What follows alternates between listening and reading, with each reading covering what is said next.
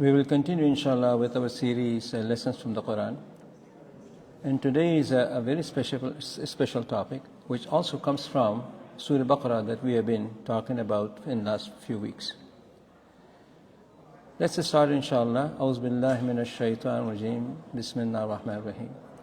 Alhamdulillahi Rabbil Alameen. Ar-Rahman ar-Rahim. Maliki yawmiddin. Iyaka na'abudu wa iyaka nasta'een. اهدنا الصراط المستقيم صراط الذين أنعمت عليهم غير المغضوب عليهم ولا الضالين آمين اللهم أرنا الحق حقا وارزقنا اتباعه وأرنا الباطل باطلا وارزقنا اجتنابه اللهم اسمنا من الشيطان الرجيم رب اشرح لي صدري ويسر لي أمري واحلل عقدة من لساني يفقهوا قولي صلى الله تعالى على خير خلقه محمد وآله وصحبه أجمعين برحمتك يا أرحم الراحمين.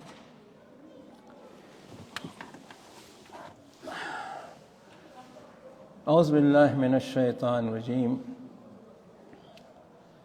واتبعوا ما تتلو الشياطين على ملك سليمان وما كفر سليمان ولكن الشياطين كفروا يعلمون الناس السحر وما أنزل على الملكين ببابل هاروت وماروت وما يعلمان من أحد حتى يقولا إنما نحن فتنة فلا تكفر فيتعلمون منهما ما يفرقون به بين المرء وزوجه وما هم بالضارين به من أحد إلا بإذن الله ويتعلمون ما يضرهم ولا ينفعهم ولقد علموا لمن اشتراه ما له في الآخرة من خلاق ولبئس ما شروا به أنفسهم لو كانوا يعلمون صدق الله العظيم.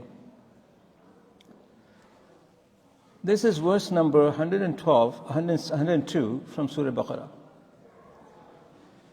The translation reads, and they followed what the shayateen taught during the reign of Sulaiman ﷺ.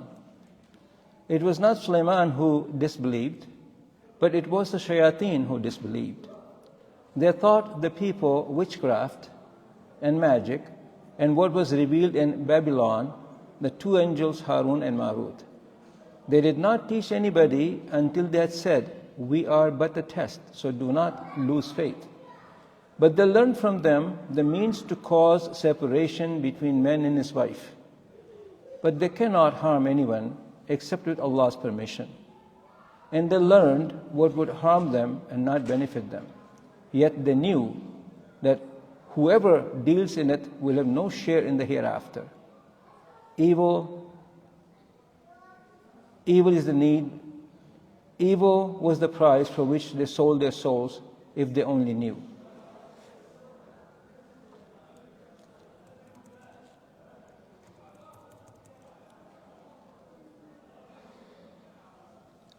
Like Sheikh Mahmoud mentioned, there is indeed a lot of misconceptions and misunderstandings about Saher in Muslim communities.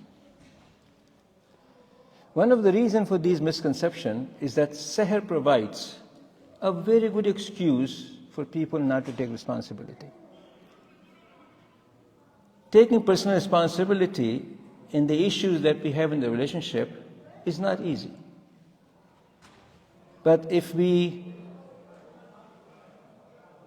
blame the shayateen and the jinn for this, then we don't have to really be responsible and feel guilty about it. It is very often that when these issues come to my attention, and husbands and wives are fighting with each other, or the parents and children are fighting with each other, and they would come and tell me, Dr. Sadiq, somebody had put a bad eye on us. Somebody had put a Saher on us. We have been fighting all the time, etc., etc., etc. It is not uncommon. It's very, very common. As Muslims, we do believe in the existence of Saher and the jinns. So do people of many other faiths and in many other societies. Saher is openly practiced, accepted, and their practitioners are revered. It's practice real or fake, brings good business also. Besides non-Muslim countries like Brazil, tribal Africa, and India, there are practitioners in Muslim countries as well, in Pakistan, Bangladesh, Egypt, etc., who advertise their service on the internet publicly, that they would remove the jinn and they would remove the Saher, and this is how much it would cost. And wallahi, I know of the situations that one of my clients had regularly sent every month $200 from here to somebody in India to perform Saher, to make sure that his wife stays with him and does not leave him. This is not uncommon. These are common practices in our culture. In the words I recited, and in many other places in the Quran, Allah subhanahu wa ta'ala informs us about the Saher. In this verse, Allah subhanahu wa ta'ala informs us that the practice of Saher began in the time of Sulaiman alayhi salatu wasalam, who was amongst the prophets descendant from Ishaq alayhi salam. All of them were from Bani Israel. Sulaiman alayhi salatu wasalam was blessed with some special favors of Allah subhanahu wa ta'ala. Among them were that jinns, bird, wind, etc. were given under his command. Among those jinns, there were shayateen jinns as well, who always resented slaving Sulaiman alayhi salatu wasalam. As Allah subhanahu wa ta'ala mentioned in the Quran in Surah Saba, فَلَمَّا قَضَيْنَا عَلَيْهِ الْمَوْتَ مَا دَلَّهُمْ عَلَى مَوْتِهِ إِلَّا دَابَّةُ الْأَرْضِ تَأْكُلُهُ مِنْ سَأَتَهُ فَلَمَّا خَرَّ تَبَيَّنَتِ الْجِنُّ أَنْ لَوْ كَانُوا يَعْلَمُونَ الْغَيْبَ مَا لَبِثُوا فِي الْعَذَابِ الْمُهِينِ. Sadaqallahu al-Azim. And when we decreed for Sulaiman's death, nothing indicated to the jinn his death except a creature of the earth eating his staff. But when he fell, it became clear to the jinn that if they had only known the unseen, they would never have remained in humiliating punishment. As Allah subhanahu wa ta'ala mentioned, that those jinns were not capable of the knowledge of unseen, the ghaib. But they were capable of becoming aware of some future events that were going to happen, and the communications would relate to the angels of the earth to implement them, because they had access to the higher levels of heaven. And they used to go up, back and down, and they would eavesdrop.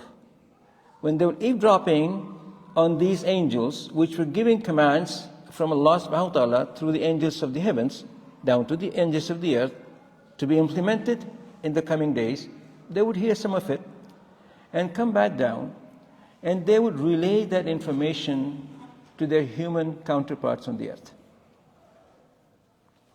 Also, jinns being non-material, they don't have a body.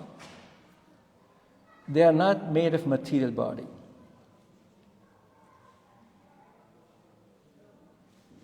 It is because of that they could quickly appear and disappear, change shapes, and put thoughts into people's minds.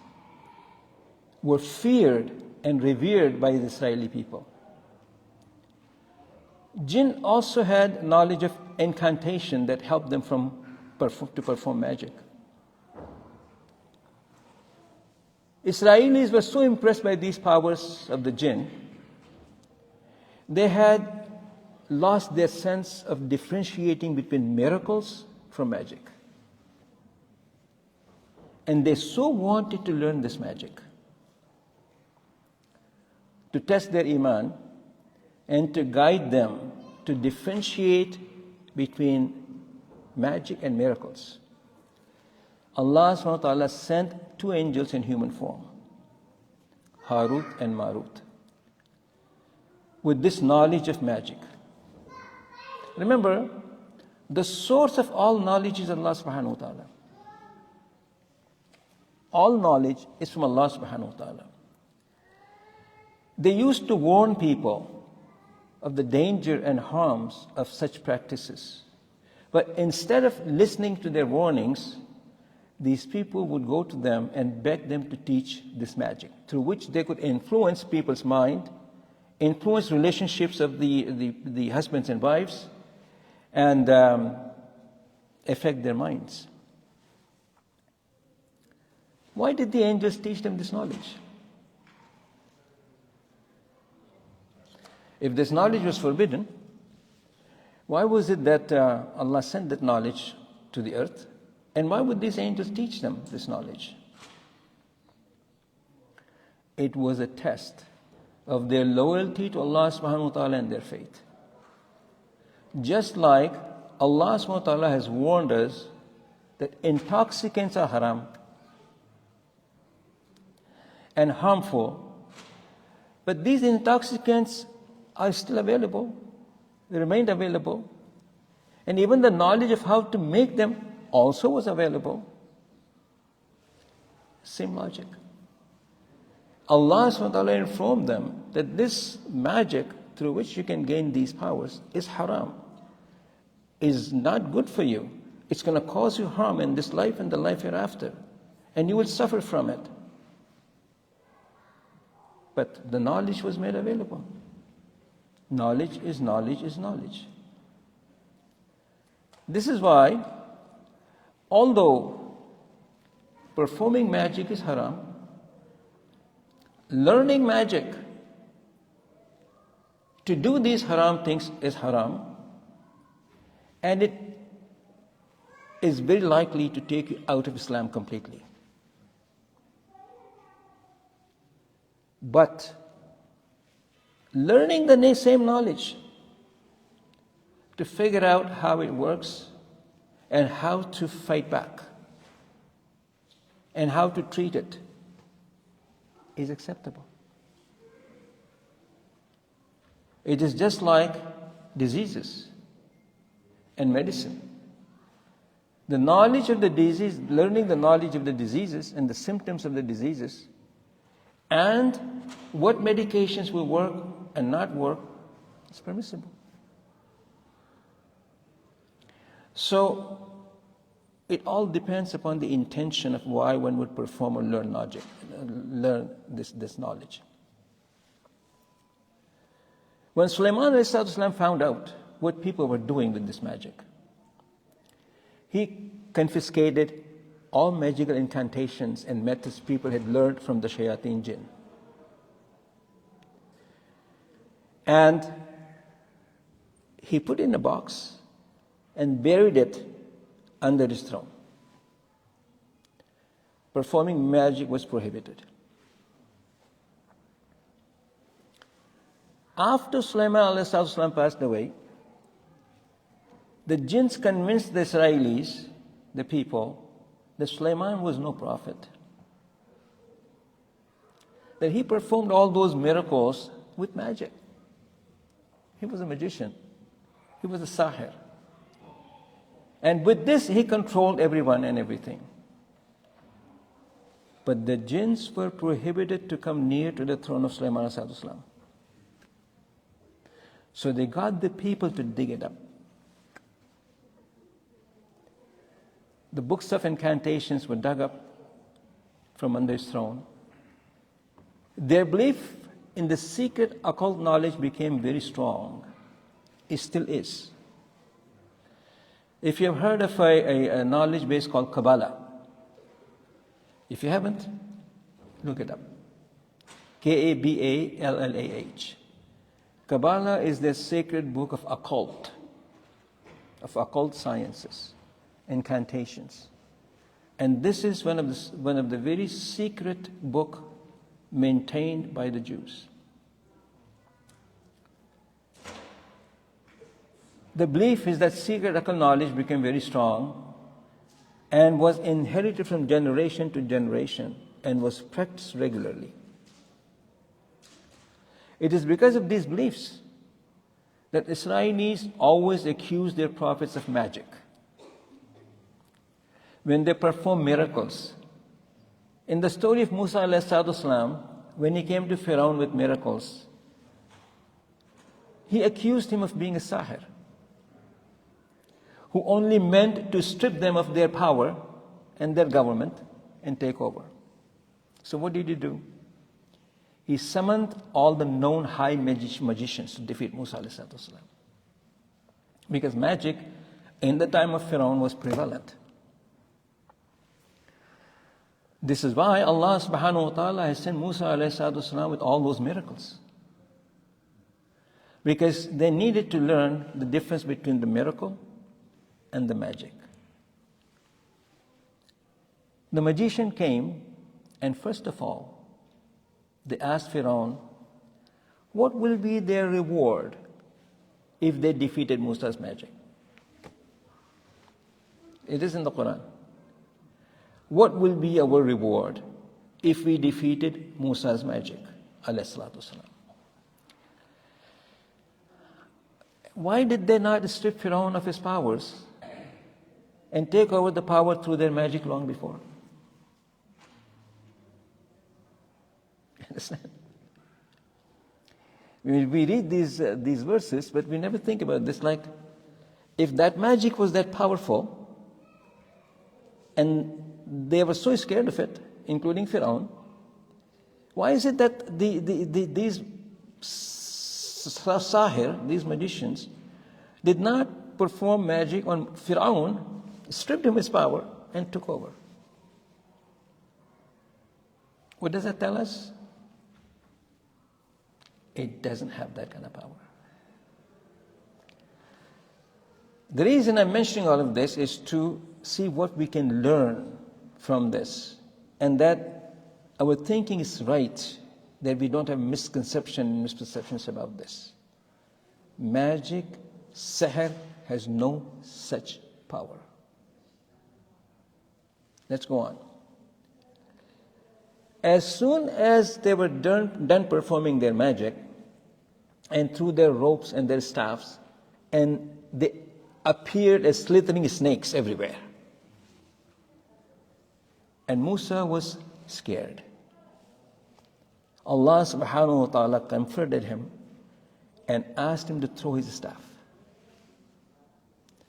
When he threw his staff, it became a big python and swallowed up all these snakes that magically the magicians had produced. They were gone. As soon as the magicians saw what happened, they knew the difference between magic and miracle. Right away they knew this wasn't magic. This indeed was miracle. And what does Allah tell us in Quran about this? They immediately bowed down and submitted themselves to Allah subhanahu wa ta'ala.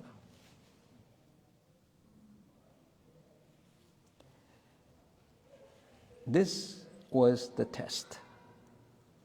Allah sent Musa alayhi salam with all those miracles and had them go through, fight the magician to help people differentiate between magic and miracle. A Saher and a Nabi and a Rasul. In Medina, when the Jews used to come to test Muhammad sallallahu alaihi wasallam, and whatever he said, they compared it with their Torah, their book. In one time, Rasulullah sallallahu alaihi wasallam mentioned about the Anbiya before, and he mentioned about Sulaiman alayhi salatu wasalam. And the Yahud came back and says, Sulaiman, he was no prophet, he was a magician. He was a Saher. And they went out and they started saying, Muhammad says Sulaiman was a prophet. No, he was a Saher, we know this. And it was then that Allah subhanahu wa ta'ala revealed these verses to absolve Sulaiman alayhi salam from these false accusations and reveal what was the truth. So Allah says, It was the shayateen who used to practice magic and teach magic, not Sulaiman alayhi salam. He was a man of the faith. Magic was practiced by the Jews at the time of the Prophet ﷺ as well. We know that one Jew by the name of Lubayd bin Asim had put a spell on the Prophet ﷺ. He used some of the Prophet's hair to use for preparing this spell. So yes, we do believe in the existence of magic, in the existence of Saher. Yes, indeed. But what is Saher? This is very important to understand. What exactly is Saher? Very simply said, if you look at the tafsir of Quran, you find many different ways that it has been explained. But I will give you a very simple definition and understanding of what Saher is all about. It is a knowledge through which minds and bodies of people and even animals are influenced. Very simply. Let me repeat. Saher is that knowledge through which minds and bodies of people, even animals, are influenced. Whereby an enchanted person, a person on whom a spell has been put, begins to misperceive and misunderstanding events. They become suspicious and paranoid. They become scared and very angry. And they begin to behave unpredictably. They begin to perceive and see things which are not there, which are not actually there. They hear things which are not spoken. The onlookers think of this person as gone crazy or possessed. Very common. I studied psychology and the mental diseases for many years. And I worked in mental hospitals and with very severely mentally ill patients.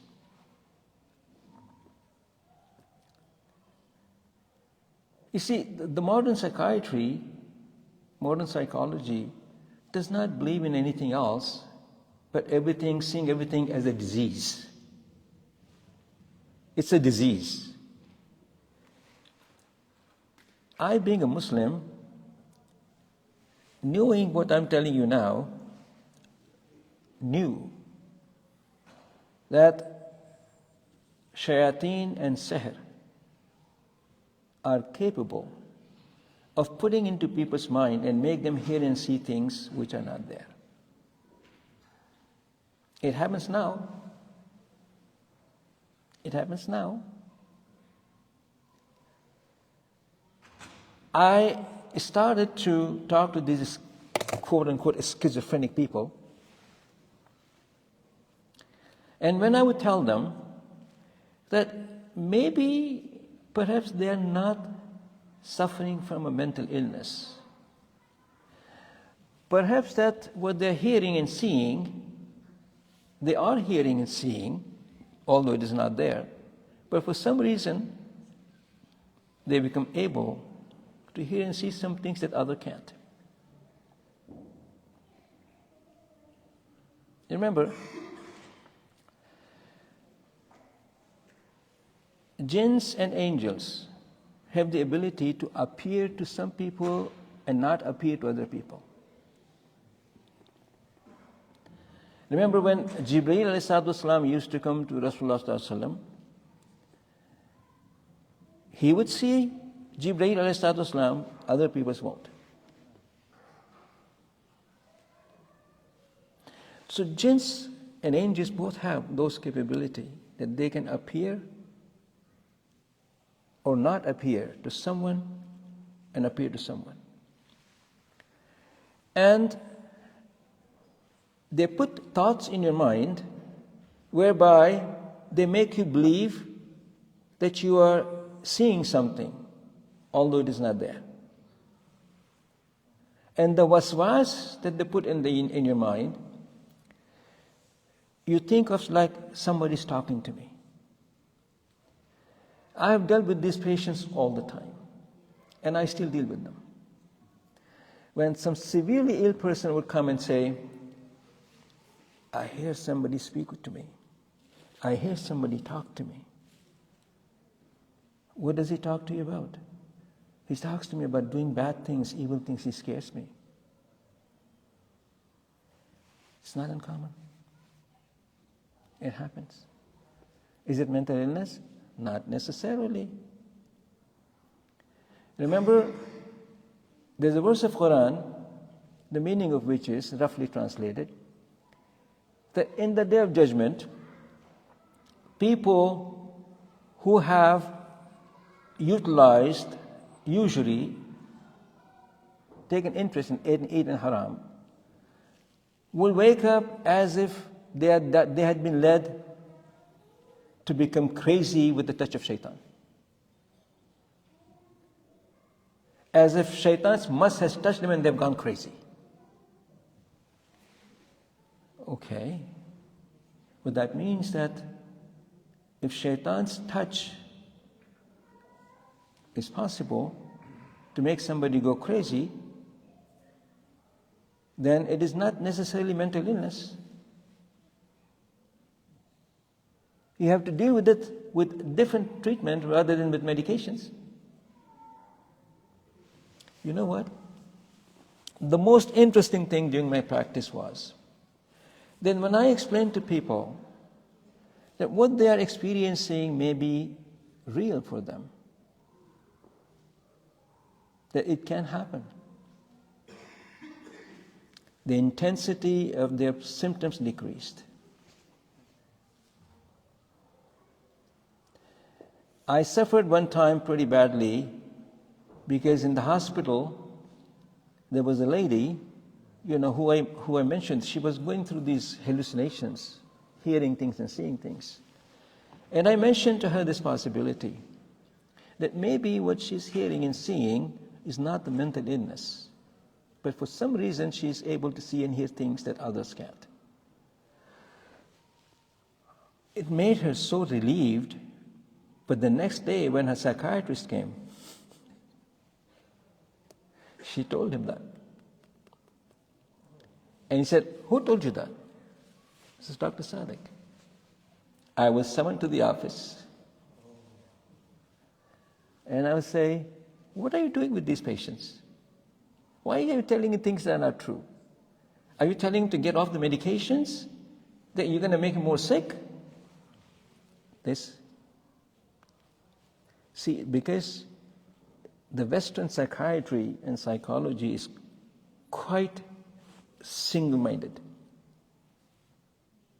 They are not willing to look at any other possibilities. The most interesting thing was, when I was in Malaysia, I was invited by the medical college to speak to the postgraduate psychiatry students. So I made a special trip to the province of Kuantan, where the medical college was, and I spoke to this large group of final year postgraduate psychiatry students. And I mentioned to them, I said, "Look, you guys are studying psychiatry from a Western perspective. All the theories, all the books, all the remedies, all the diseases are basically based in Western theories. Have you considered being in a Muslim country, in a Muslim university? Any other possibilities?" And I mentioned to them some of these things. SubhanAllah. One of them gets up and says, "Is there a scientific proof for what you say?" How the hell can I provide scientific proof for this? You will not study this. You will not let anybody study this. I just could, so the mentality is such that when somebody comes to me and says, my wife, my son, my husband, my daughter, hears these things, sees these things, behave this way like crazy, what should we do? I said, one thing that you don't do is take him to a psychiatrist. You must never take such a patient to a psychiatrist, because they would right away diagnose you with the mental health illness diagnosis, label you, and start putting in medication and fry your brain. Because these medications have very, very bad side effects. Very bad side effects. Because they treat this as a mental illness, and they don't know what to do but treat the symptoms. I'll share a recent case with you. This poor woman, she was depressed. Something happened, she became very ill, depressed, and she was going into panic states, and the family took her to a mental hospital. They kept her there for a week. They tried different medications for her. Nothing was working. So they transferred her to a purely psychiatric institution. Within 10 days. She was a Muslim girl, Muslim woman. And the Muslim families, they're scared of these things. They're scared of the system. They won't stand up. They won't ask questions. In that purely psychiatric institution, because that girl was not responding to medications, they gave her brain shocks 10 times. 10 times they electrified her brain. 10 times. Within a space of 2 weeks. And sent him home. And sent the poor girl home. Well, she became again, after a while, she became depressed again. So they took her back to the hospital. And they said, we are trying to develop a new treatment methodology through which we are going to treat her brain with something to do with magnets. Now, it was an experimental treatment. I had never heard of it. So the family talked to me and says, for God's sake, don't allow this to happen. The point that I'm trying to make is that in these cases, diagnosis is very, very important. Anyways, like I said, there are different types of Saher.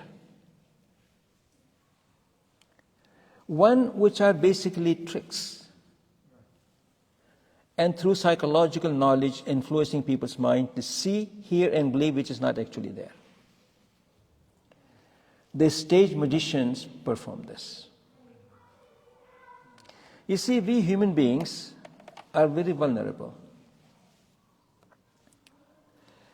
If I talk to you and I raise my hands to you, most of you would look at my hand because I'm raising a hand. I'm doing something unusual. And I look at all of you and I raise my hand.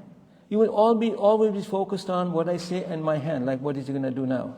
Where my other hand is free to do other things that you can't see.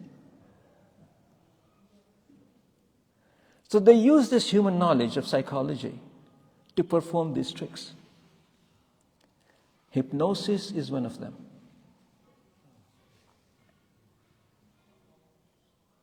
I used to perform it as a treatment. Hypnosis is one of them when you use these human weaknesses and vulnerabilities to influence people to see and believe something different. Brainwashing is the same thing. The other type of Saher is that which is performed with incantations, like truly actual spells, and through the help of jinns to affect people negatively. This is haram and prohibited. Every time you learn incantations, spells, and use the help of jinns,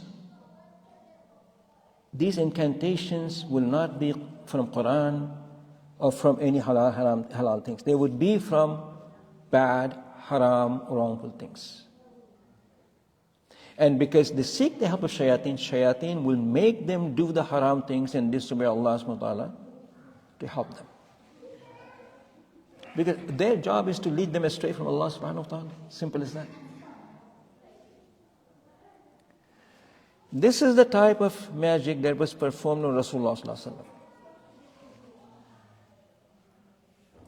Generally, they would use the victim's hair or any clothing or anything to put this spell on, which is what they had done in the time of Rasulullah sallallahu alaihi wasallam when a spell was put on him. And the third one is the one which is performed through the use of certain natural products which affect the minds of people, such as modern illicit drugs, such as some herbs, the leaves and roots of when you burn it, the smoke that comes out of it produces hallucinations and makes you see and hear things. These types of incantations, this type of magic is performed heavily in places like Brazil, African tribes, some places in India. As a matter of fact, in Hindu religion, there is a goddess which is called the Black Mother. It is the goddess of magic. It is evil goddess. They fear her.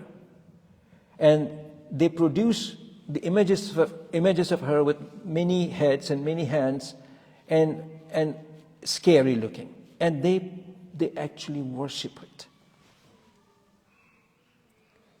That is the third kind of magic. What makes us vulnerable to Saher?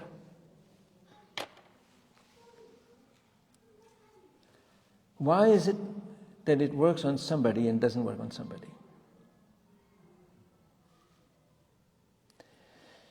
I'm going to give an example from my experience as when I was studying.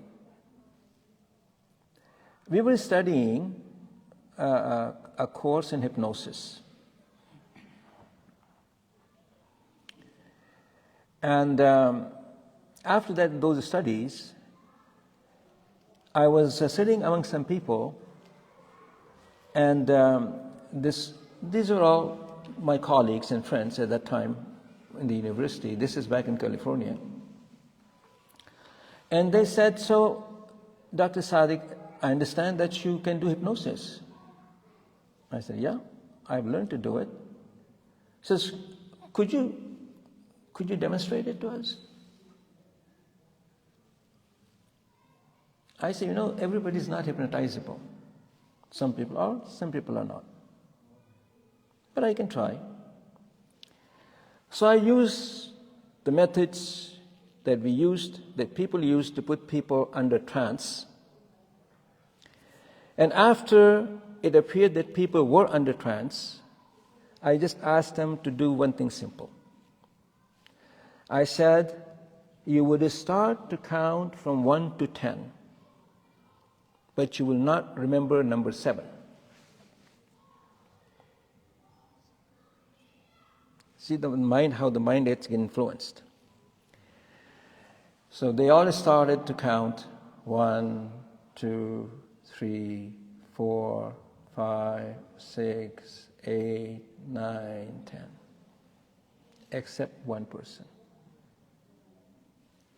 She started 1, 2, 3, 4, 5, 6, will not go forward.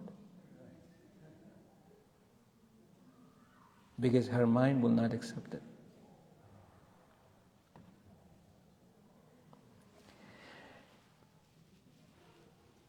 What makes us vulnerable, mainly anyone who attributes more power to these things than they deserve. When we attribute more power to these things, be it magic, jinns, Saher, Ain, if we give it more power than they deserve, we become vulnerable. And because this is so common in our countries, it is not easily diagnosed. Second, people who are weak in their faith, if their faith in Allah subhanahu wa ta'ala is weak, if they don't understand it properly, they are vulnerable. Those who believe are faulty about Saher and misunderstood, those are vulnerable. And a person who is emotionally and psychologically not well is very vulnerable. If you have emotional issues, psychological issues, you are vulnerable. Because a person who is stressed and highly emotionally disturbed is easily vulnerable to the waswas of shayateen.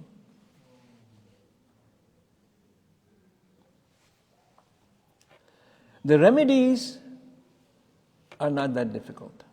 Allah subhanahu wa ta'ala,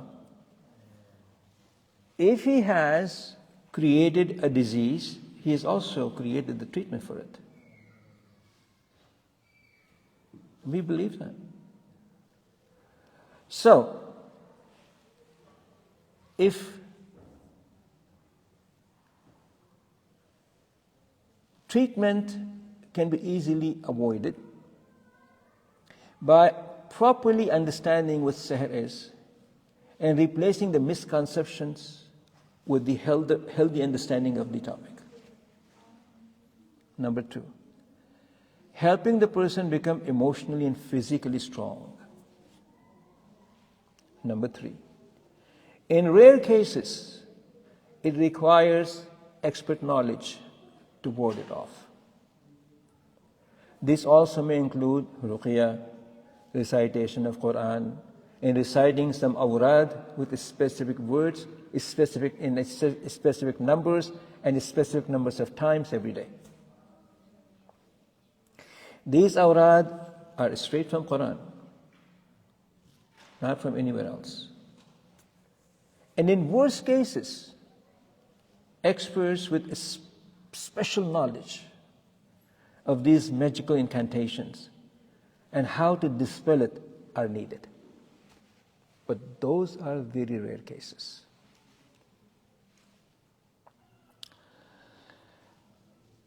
In the treatment of this, like I mentioned to you before, if a person, it's beneficial for the person to keep these thoughts that it is Saher or jinn that is making me behave this way. They don't want to give it up. Most interestingly, a sister called me, it was a number of years ago, from somewhere in the world. And she said that she was possessed by a jinn. And that this jinn bothers her and makes her do things, etc., and say things and be angry, whatever. And that somebody had referred her to me. By the way, all these kinds of cases are referred to me very often. So when I made the assessment of her, and I told her, I said, look, sister, from your history and from what you tell me, I really do not believe that the jinn has anything to do with it. He said, but I know it is jinn. As if you want to believe that, that's your choice. But as an expert, I'm telling you that what you're suffering from is not jinn, has nothing to do with jinn. You need to learn to deal with these issues in a better way. She stopped coming. She will not come to me again. Because keeping that belief alive was important for her to excuse her behavior. So the treatment of it is not very easy, but at the same time, remember,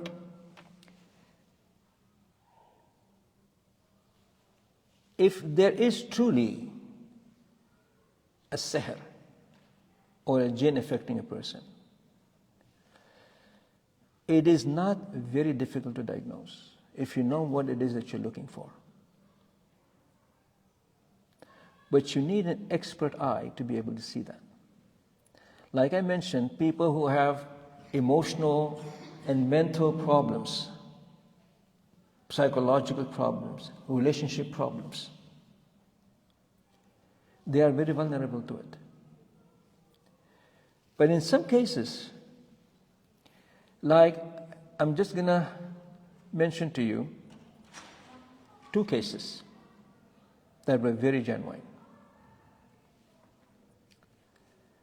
One day, I was called 4 o'clock in the morning by somebody and says, "Would you please come right away?" What's happening? Well, there's this jinn bothering my son in his room. So, what he's doing? He says, "There are not one of them. Seems like there are a group of them.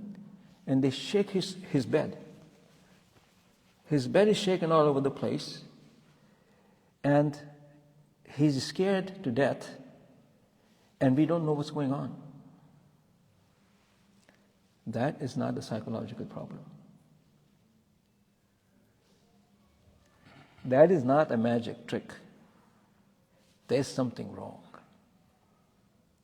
That needs a special treatment. Now, if per any chance they had taken him to a mental hospital, what do you think would have happened? A straight and very high dosage of medications and put him to sleep.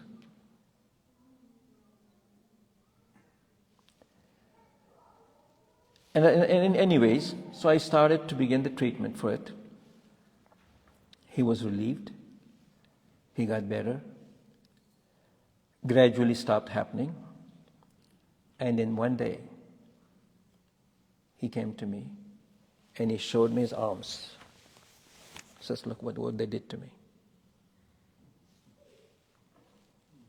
I said, "What happened?" Now his arms had all these cut marks all over. So how did it happen? Now he used to work in a garage. So he says, one day last night actually, I was working late in the evening in the garage, and these 3 of these guys came and said, "You drove us out of your home. We're not going to leave you alone." And they were mad at me, and they just scratched me all over my hands. That was not a trick.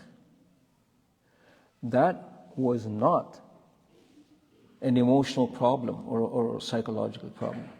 That has signs that you cannot deny.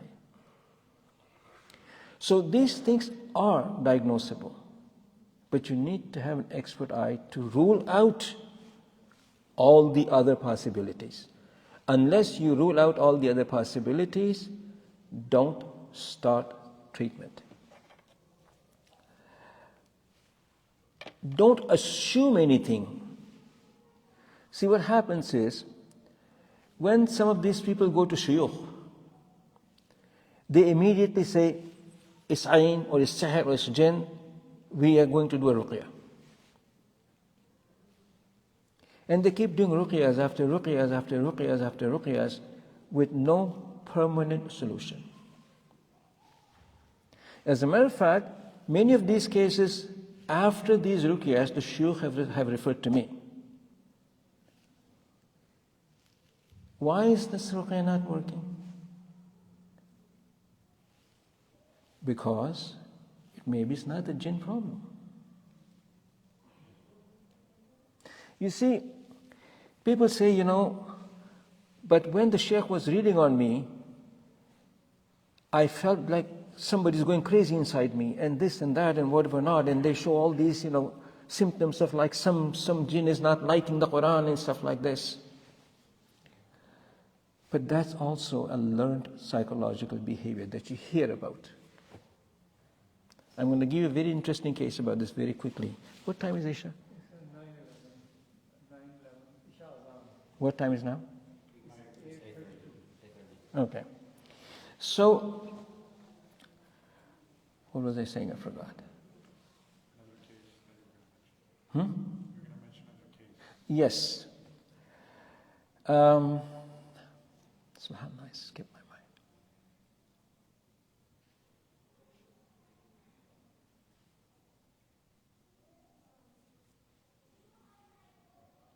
Yes. This young lady was somewhere in Europe. She was just about to be married to a person, and she was all ready for it, all very excited about getting married. And then, all of a sudden, the guy broke it off. She was so emotionally disturbed by it that she started behaving oddly.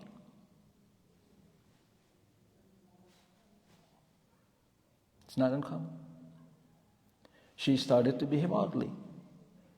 And she'll make noises and she'll go crazy things and eat this and that and whatever not. And the family all got very worried, and they said, well, somebody has put a Saher on her because they don't want her to marry the guy, and they, etc., etc., etc. Ruqyas were done by so many shuyukh. One was called in from Netherlands, etc. And I knew the family because I had treated some other members of the family before. So they called me. And I said, look, I do need to talk with this person to be able to make an assessment. I talked with the girl, and I found out the background, like what had happened. And I sort of suspected that she's going through a pretty bad trauma. When people go through, for example, a very bad trauma and accident, they have nightmares, they behave oddly, they go into panic states, and all kinds of funny things they do. And nobody understands why they're behaving like this. So I thought that it probably had something to do with the trauma. It was not just jinns. One of the sheikh that was treating her, he was in Netherlands. I knew him. He had been called to do the ruqyas. So I called him and I said, Sheikh, I spoke to this person and I just wanted to share some thoughts with you. I said, this may not be the jinn or sihr at all. It may be just a trauma, severe trauma that she has suffered. So I just want you to keep that in mind while you are treating her. SubhanAllah, the Sheikh said, I will keep that in mind. So then the Sheikh went for an Umrah. After Umrah, she visited the family again, and she said to the girl, I brought some very holy specific things for you to treat your sihr problem. And he brought some Zamzam water. He says this water has been read upon, and specifically for these types of problems. And I brought some of these oils and stuff that we are going to use. And he gave her this water to drink, and he started to recite the ruqya. And she went into this same drama when people go through the ruqya and stuff. And the next day, Sheikh called me. Sheikh said, Dr. Sadiq, I think you're probably right. So you're probably right. I said, what makes you say that? He said, that water was just tap water. There was not even Zamzam. It was just a tap water. And she went to the same kind of hysterical kind of a thing that she before. So it has nothing to do with the ruqya. It has nothing to do. She has a problem. So it is not easy to diagnose these things. You need expertise to be able to properly diagnose it, and you need to keep an open mind.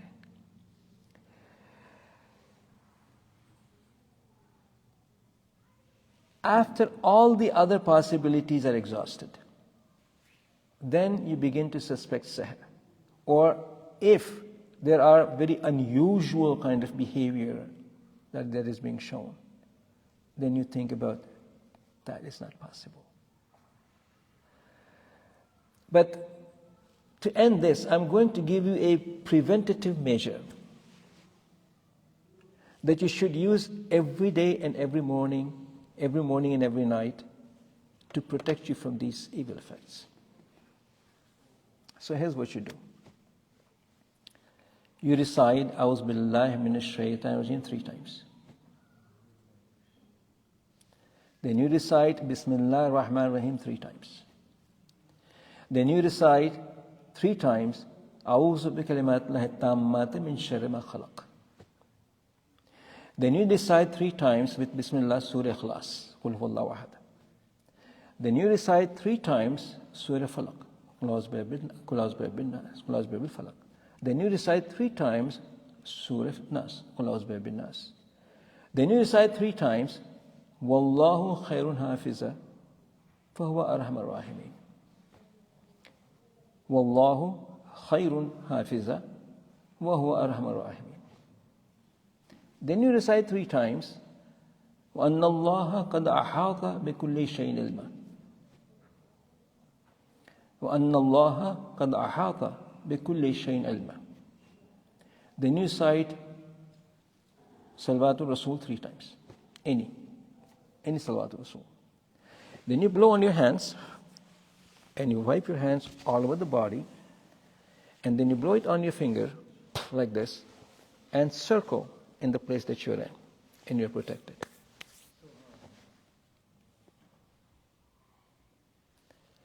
Don't make big of it. Don't make big of it. Don't give this undue importance.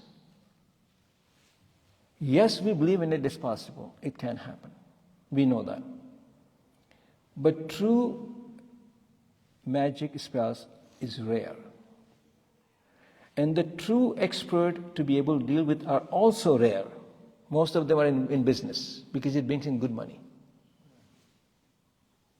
It brings in good money. So they're in business. Don't fall for it. Know that even, you see, Rasulullah sallallahu alaihi wasallam, prior to the revelation of Surah Falaq and Surah Nas, he used to use other awrad to treat any evil influences on his grandchildren Hassan and Hussein. But when Surah Falaq and Surah Nas was revealed, he stopped everything else. Allah's kalam has power. Don't ever take it lightly.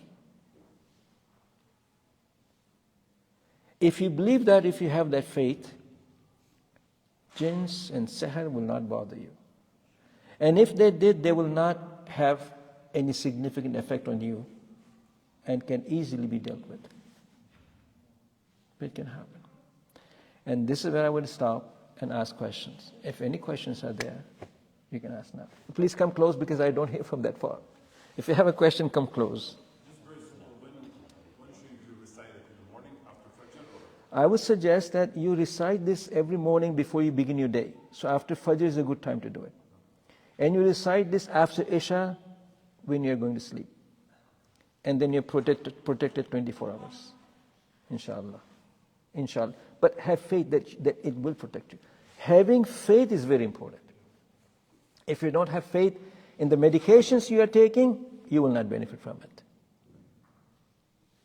Any other questions? Was this helpful? May Allah subhanahu wa ta'ala protect us from these influences. Yes, brother.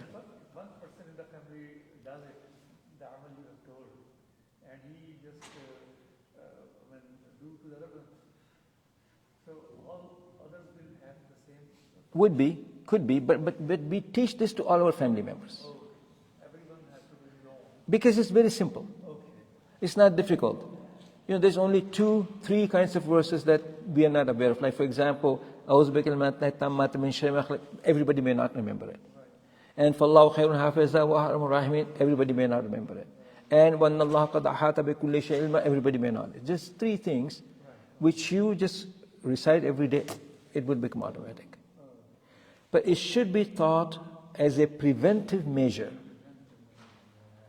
to every member of our family. Inshallah. Yes, brother. I just wanted to mention, so I don't know if you came across this, but there's some Russian person. There was a YouTube clip where she's a non-Muslim and she performs magic on people. She specifically mentioned that Muslim people are very hard to do magic on because Yes. they have a protective layer. Yeah. You can actually see it on YouTube. She's not Muslim or anything like that. It's in Russian. It's translated. But if you pray every day and you're, doing what you're supposed to as a Muslim, then you're naturally protected by the angels. That's what she mentioned in her own words. True. I had this experience when I was in California. I was in San Francisco.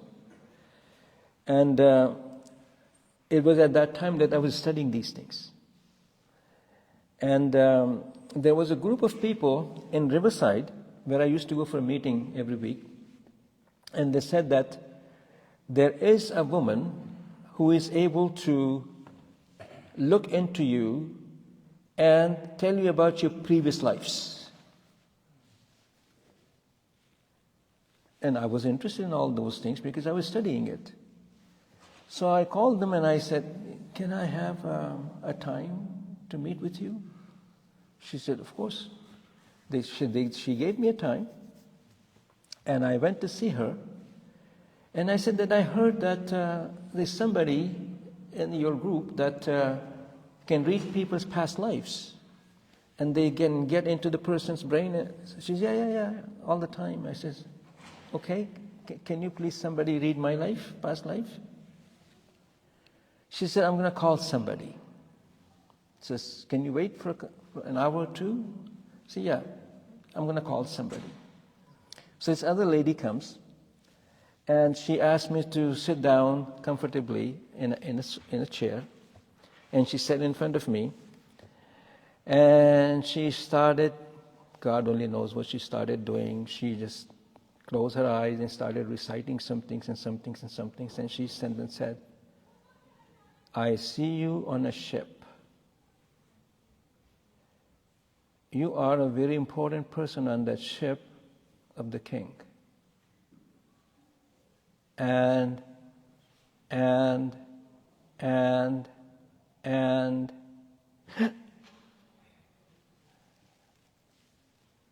so what happened?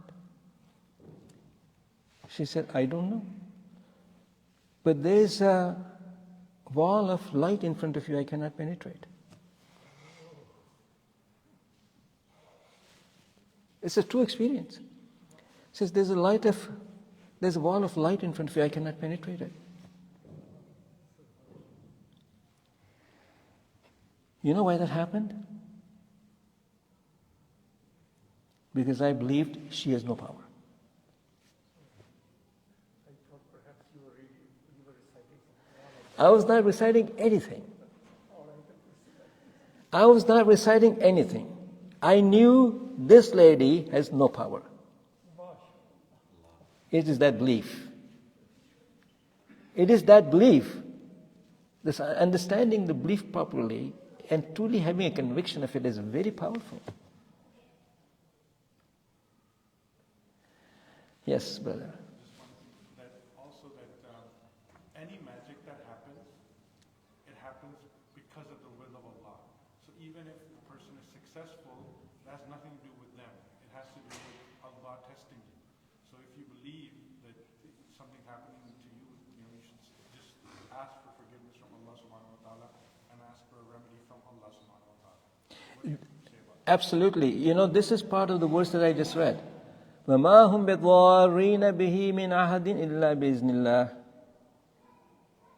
خلاص. But they cannot harm anyone except with the will of Allah, with Allah's permission.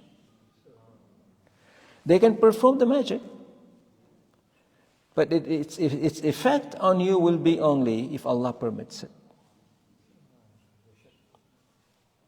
And remembering this is very important. So, what is the implication of this? The implication of this is not difficult. Nobody can put a spell on me and influence me if it is not Allah's will. Period. Do whatever you want to do. I will not be harmed because Allah's protection is with me.